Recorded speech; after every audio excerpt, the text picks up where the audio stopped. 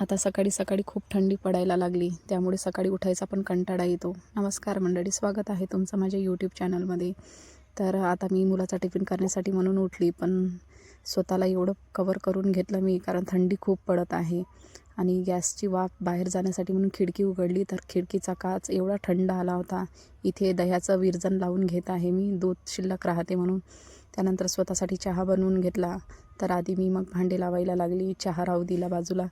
भांडे लावणं झाल्यानंतर मग चहा घ्यायला बसली. चहा पिणं झाल्यानंतर टेरेसवरती गेली थोडं कोहळं ऊन घेण्यासाठी. ही आंब्याची झाडं जी आम्ही घरी तयार केलेली आहे बाबांनी, जे शेतात लावायचे आहे आम्हाला. आणि ही तुळशीची रोपं मी केलेली आहे, कोणाला लागली तर मग देत असते. इथे हे जास्वंदाच्या कड्या का बरगडते काय माहिती. आणि त्याच्याच बाजूला एक गुलाबाचं झाड आहे, छोटंसंच झाड आहे, पण खूप सारे फुलं येतात त्याला.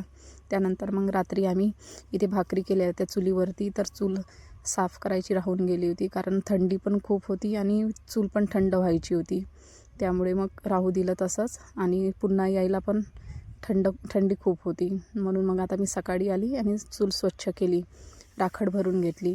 त्यानंतर चूल सारवून घेतली. सारवल्यानंतर चूल बघा किती छान दिसत आहे. आणि त्यानंतर मग खाली गेली, मला ज्वारी उन्हीमध्ये टाकायची होती.